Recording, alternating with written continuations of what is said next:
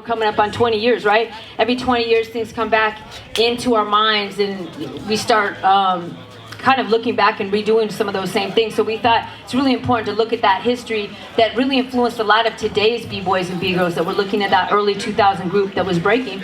So we picked some people we thought represented that era well, especially different abstract styles that were born out of that era. All right, so all the way to the right, we have Mike the Cure from the Knuckleheads Cali. Give it up, give it up. In the center, we have Naytron, Headhunters, and Renegades. Shout outs. And right here to my direct right, we have Vietnam, California, and Rock Force. And so again, this is a West Coast panel, 2000 era. We're going to talk about, we gave each person a few topics to talk about. So I'm going to start with Mike.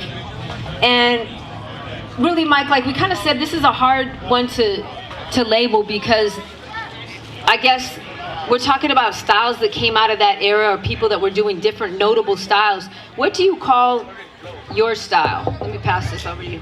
Hold on one sec.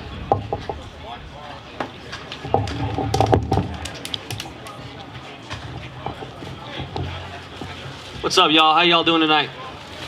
Good? Good?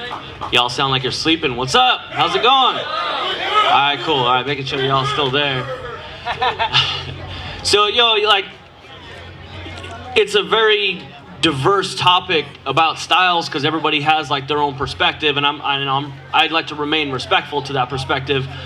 But coming from my experiences, one of the things that when I first was exposed to this dance, I was exposed to a dark contrast of what was considered universal and what was considered unorthodox.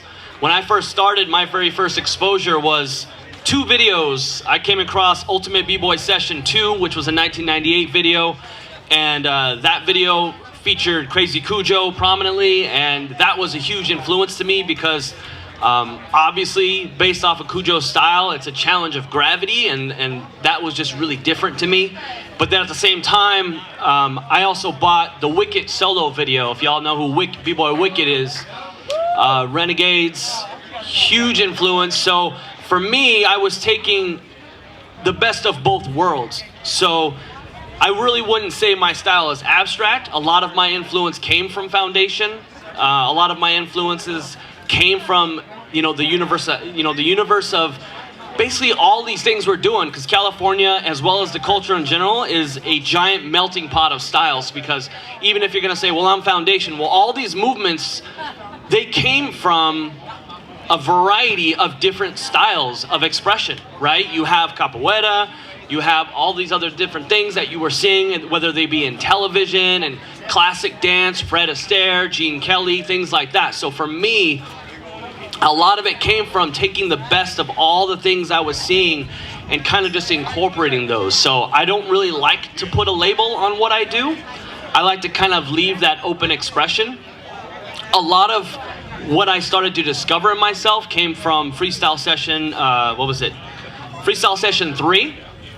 And a lot of that stuff that I started developing in myself came from the cypher footage. So if you've seen Freestyle Session 3, the video, there was a lot of cypher footage, many of that which featured Vietnam, featured Reveal, featured Abe. It had a lot of these guys in it that were just really experimenting. And if you really look at it, and this is an argument I'm going to make, and anybody can have a difference of opinion, back then, cats were just doing move for move, pound for pound, burn for burn, right? So it wasn't really like, well, you're not Foundation. It wasn't really like, well, you're abstract. It wasn't really perceived that way. Cats were going in and they were just expressing themselves however they felt. And to me, that kind of universal language, there is no label for it. So I hope y'all can understand kind of where I'm coming from in terms of how I developed my style. It wasn't like, well, I'm going to go against the norm. It wasn't F Foundation. It wasn't F this or F that. It wasn't from a pro-war perspective. It was more from just a freedom of expression perspective. And so for me, I was kind of just coming up with those ideas through that sense. So I was inspired by a lot of guys like Homework, Stuntman, Crazy Cujo, right? Midas, Elsewhere, How many of y'all know who I'm talking about?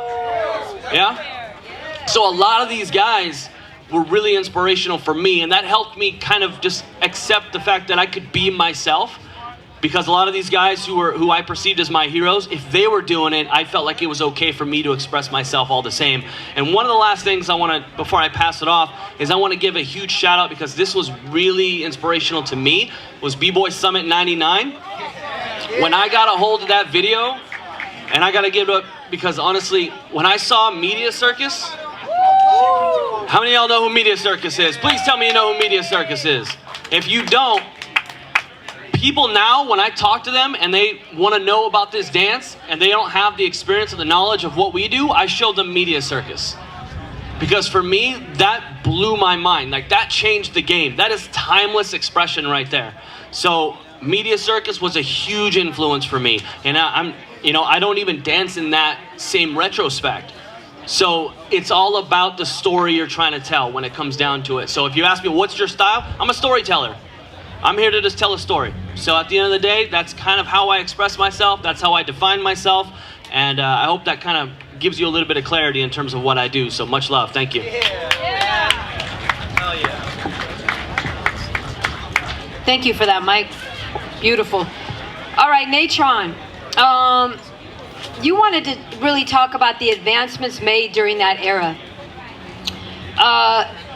Can you touch on that? The advancements that, and again, this is from your perspective, so you can't be wrong because it's your perspective. So feel free. Yo, what up, everyone? Yo, first of all, can we give props to Asia One and the rest of the B-Boy Summit, Bgirl Summit staff?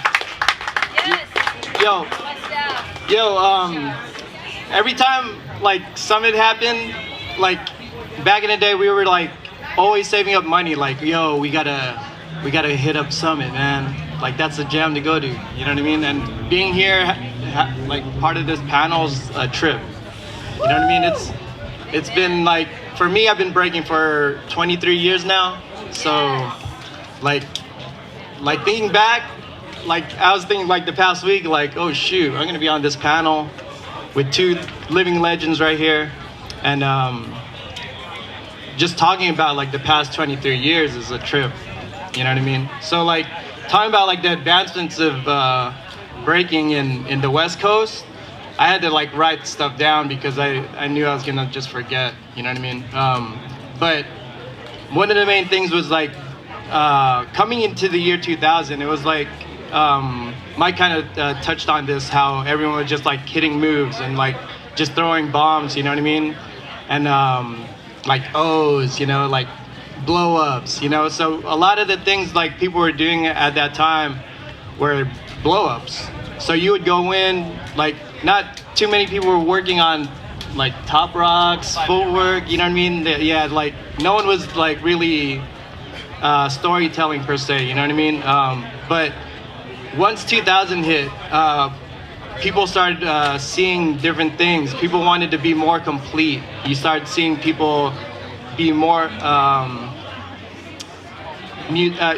musicality, you know what I mean? Like a lot of people started hitting beats that people weren't even listening to on music, you know what I mean? Little sounds here and there, and like people hitting freezes on these little sounds. You're just like, oh shoot, that was crazy. What? But he just did a simple freeze. But then you start digging deeper and you're like, oh damn, he just hit like so many beats and then just ended it with on that main beat, you know what I mean?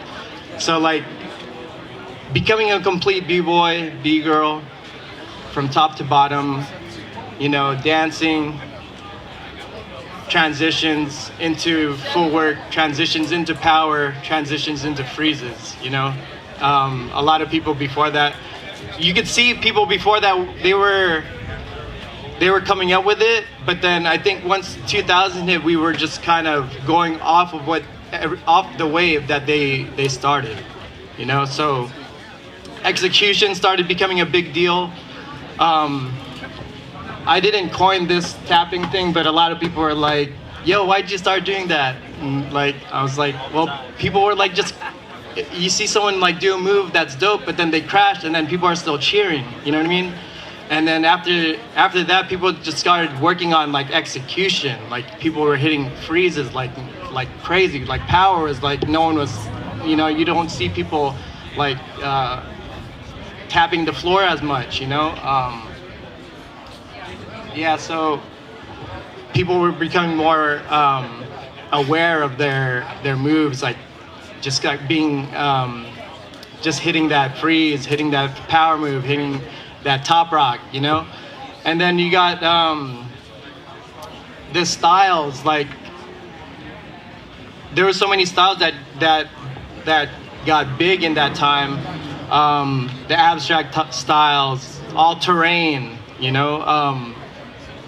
I think when Cujo's video came out, like people were like, why is he breaking on like the pole, you know, like why is he breaking on the dirt like that, you know? And like that all-terrain style kind of opened so many doors because people were like, wait, you're gonna get down on that, you know, like how are you gonna do a move on that pole, you know? And he was like, him and a bunch of other people that were just like kind of just going out of the box and just experimenting, you know.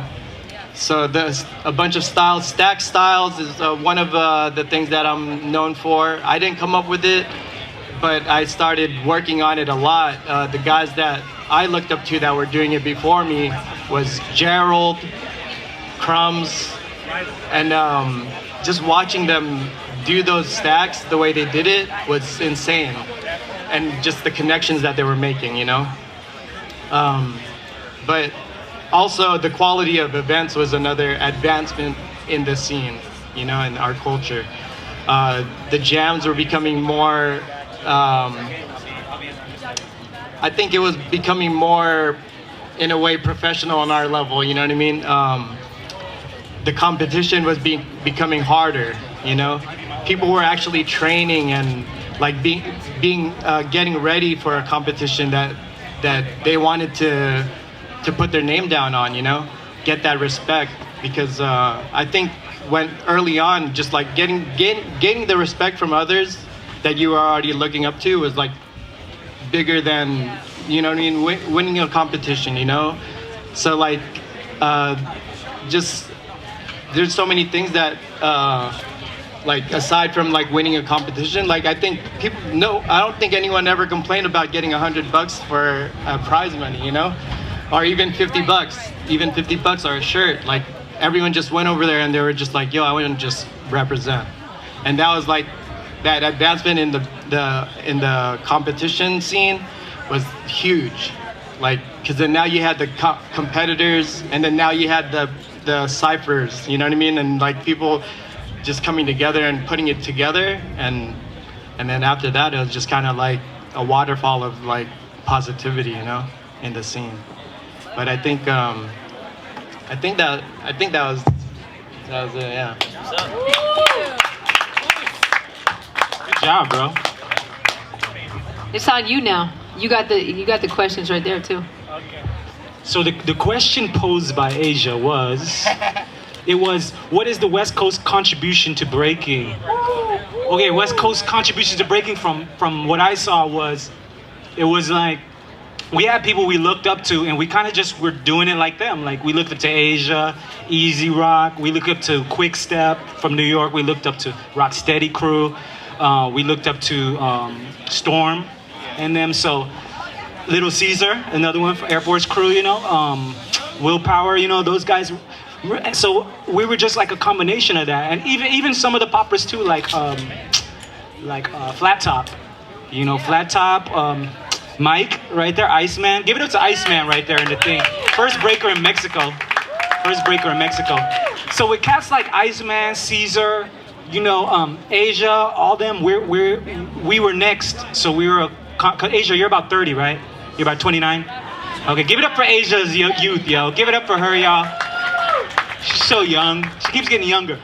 But we were just trying to represent our generation and just kind of, you know, do how they did. So, like, I personally wasn't Zulu, so I used to still follow, you know, the good hip hop principles, you know. So I had a good foundational footwork. Me, Reveal, cats like Little Rock, you know, and I'm really 90s, the end of the 90s to the beginning of the 2000 generation. So these guys were the guys who took us out, these two. So I don't really like you guys, but you know, we cool today. But you know what I'm saying? So it kind of, that's the segue. So it's like Asia and them, you know, it came from them, and then like us in Zulu, you know, Mikey put us down, and then you know, we used to chat with Easy, Asia. So it kind of is that progression, you know what I mean, of the dance styles, and you can see, like, you know, if you would card us, or you know, what year we were, you can look back at the videos and you'll see that, you know, we kind of do, you know, similar style and stuff, but it changes because I think everybody's different. Like I'm not Asia 1, you know, I'm Vietnam, just Asia, Vietnam, Asia, you know what I'm saying? So, but at the same token, we break, you know, we do our thing, but we're from different eras, and I'm just really trying to do it like the era before me, you know what I'm saying? And because it was done so well, you know what I'm saying? It's done so dope. You know, everything. Look at the videos, you know, it's perfect already. So we're just contributing. These guys, I think they dance different than me though. Like they're more like we used to have something called eye candy, right? We would like break down our moves, kind of like popping and breaking, right? It kind of comes from like cats like Fresh or like Black Eyed Peas. They kind of like they danced that 90s style. So we were trying to mix that into the breaking, but they were like the ones really doing that, and we were looking up to them like, okay, that's something we need to get into. So that's kind of where that eye candy style came from. And then he says homework. He learned from Homework, because Homework was, you know, he's like our age and was absorbing that too. So everything comes from somewhere. The West Coast contributed, since we had all these combinations. It's like we were powerful with power moves, and at the same time we had the eye candy style, and at the same time our top rocks were different in a way. Like we would incorporate house dancing, 90s hip hop dancing, and original top rock. You know what I'm saying? At the same time, so it was like different. And Asia would feel us, you know, because we would be in the same circles and we'd be sharing energy, you know. And I think that's what helped, you know, is that when you got different eras and generations, the younger generation is always feeding to the older generation. You know what I'm saying? So we got to give it up to the young generation now, straight up, all your babies, you know, because you guys are going to be the ones that's taking us to the future, you know. But, you know, I think we did our part, and then you guys just run with it. But it's just a natural progression. And the West Coast has that, you can tell, like with cats like Reveal, how they'll snap or freeze, or like cats like Tails, how he'll just head spin forever. You know what I'm saying? Like, it's like, that's from the West Coast, you know what I'm saying? Or Gary over there does primarily power moves. He's from Fresno, where at a time, California in the 90s was just doing all power moves, right? And Asia and them were doing the footwork, so it was like two different things, you know what I'm saying? Like you had Caesar and them doing the power, and Asia and them doing the breaking, real B-boy style. So we're a combination of both that, and we liked both, you know, we liked that, and that's what you see. And then you see cats like G-Wiz back there. He had more of like the he has some power moves, but he's of a different generation, like Chunky but Funky. Like he's the first of that. Give it up to him, yo.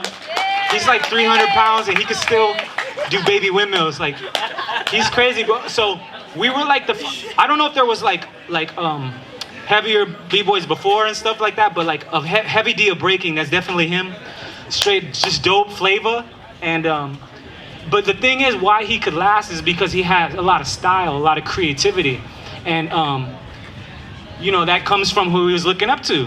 You know what I mean? And with that creativity, that's why he would keep going. And you know, it was like I said, he didn't really have to have everything. It was like he didn't have to have the biggest moves. It's how he put them together. He had a lot of creativity. So I think creativity was definitely something from the West Coast too. Not saying everybody's not creative, but we had it was like a, I don't know, how do you describe it, G-Wiz? What was our thing? He's high right now. Nah. But you know, we just had our own take on it. I don't know what you would call it, but you could see it on the floor, you know, and you know, so that's what the West Coast contributed. Let me ask one more question. So I'm gonna just go down the line, and we're just gonna end with this one, each one. What about notable rivalries? I mean, this is always fun, right? Because everybody has their little notable rivalries, and y'all had, each one of y'all probably had a notable rivalry, and maybe just drop like 1 or 2 gems about it, not spending a lot of time, but just, you know, it's always fun to look back and be like, yeah, man, me and that dude were rivals, or me and that girl were rivals. It's kind of part of it, right? Ooh, this is my favorite topic, yeah. Now, honestly, before I even name drop anybody, I want to say that one of the most important things in our culture is that having that adversity. You know, and at the end of the day, it's iron sharpens iron. So a lot of our longevity came from rivalries with Knucklehead Zoo and California primarily. And I think, honestly, if I had to narrow it down to 2, those 2 rivalries for us is why we are still here today and why we are still repping. So at the end of the day, you know, my generation, we had tough love. We did not have it easy because we were coming up and we had guys like Headhunters, we had guys like California, especially Nam, you know, all these guys who were giving us a hard time. And at the end of the day, like, I would not have it any different because that is how we survived. And that is how we excelled. And I know that they were looking at it as like, well, these young kids are coming up. We got to put them in their place. And we were looking at it as like, well, man, these guys aren't going to hand it to us easy. So we really have to fight for it. And that's one of the things, without putting down today's generation, that's kind of lacking now. Is you don't really have a lot of this beef, a lot of these rivalries that helps you really take your skill to the next level. Because you're never going to get better until you're truly tested, and, you know, at the end of the day, and really put to that test to really break out what you never knew you had. So I want to thank guys like Naytron. I want to thank guys like Nam. For all of these dudes that Nam is dropping, like, I learned so much from you guys. Jeddick, Tails, Friction, all the West Coast Rockers, all of California, all those dudes really, really helped us, Knuckleheads Cali, really kind of to step up our game. And what really helped us sharpen that game was our rivalry with Knucklehead Zoo, because at the end of the day, we started off as one, we became 2 different crews, and we were just butting heads, you know, and without getting into too many specifics, you know, that rivalry really helped us shape who we are today. So, you know, I want to give it up for anybody who gave us a hard time, because we wouldn't be any, you know, where we're at because of that. So, much love. Yeah. Yeah, for sure. The rivalries are definitely was definitely a big thing back in the day. I think we had a bunch of rivalries just like coming up from like when we started our crew to now. You know what I mean? I mean, now everyone's all friends now, so it's a little bit different now. But back in the day, like, we had rivalries such as like DSD1. We had Flexible Flav, and then what's that? Yeah, Knucklehead Zoo. Yeah, it was funny because we were homies, and then we got all heated, and then we're homies now. So that's like the way it is, though. Like, you come into the scene and you're like, you see someone else that has a similar style, or like a crew that has a similar style, and you see them coming up, and you're like, man, we gotta battle them, you know? Let's try to take them out, and then see where it goes from there. And it's almost kind of like a video game. Like, if you look at it, you're like going through levels, going through different crews, you know, going through different individuals. And I think just having that healthy, like, battle mentality against these other crews is what was taking us up and higher in the scene, you know. And I think just having that rivalry against other crews, even if it was a short rivalry, because rivalries can be short, you know. It could be throughout a battle, and then after the jam, you know what I mean? And then your homies after that. A lot of people question, like, I battled Lilu back in the day, right before he won BC1, and people were like, "Oh man, are you guys rivals now? Like, you guys battled on the stage, and then you guys battled in the cypher, and you guys almost got in a fight." And I was like, "No, we actually after that battle, we went back to the hotel, and me, Lilu, Omar, and Rudolph were all sitting in the hotel lobby just talking about the battle and laughing about it." But it got heated, you know, and like Lilu kicked Omar in the head. If you guys ever get a chance later, watch it on YouTube. in the cipher, and it gets heated. And like after that, everyone's like, "Oh shoot, you guys are like rivals now." And I was like, "No, now we're like hanging out after the jam," you know. So yeah, just to like rivalries are dope, and like you could treat anything as a rivalry, and then still have respect, you know. So that's what it is. Yeah. Word. Yeah. Give it up for Naytron. Our rivals, I think, for when we're doing Rock Force, was probably the family. Probably from France was definitely a big rival, for sure. And then too, even you know, with the Rhythm Bugs, it was probably Boogie Brats. You know, was probably like the equal. You know. And then for California, who gave us a hard time? Probably be like Ground Zero, or like Ground Zero mixed with the whole East Coast Skill Methods. Skill Methods in California was definitely a big. Even Rhythm Bugs and Skill Methods was like total rivalries, you know. Total rivalries. But you know, in all the sense that's what created a lot of the good battles, and without the rivalries, it's not exciting anymore, you know. So, you know, it's good that those rivalries happen, and they're kind of natural, they're organic, and that's what breaking is, you know. That's what we take it out on the floor, you know. So big up to that, you know what I'm saying. Big up to anti-violence, you know what I mean. And yeah, that's rivalries right there. Man, well, give it up, y'all. Give it up for these panelists: Mike the Cure, Naytron, Vietnam. Thank you, y'all. That was real cool, and thank you also for the inspiration as well for this panel. This was brought to our attention as well. What was that? To really like explore this 2000 era. So we appreciate that. We appreciate you.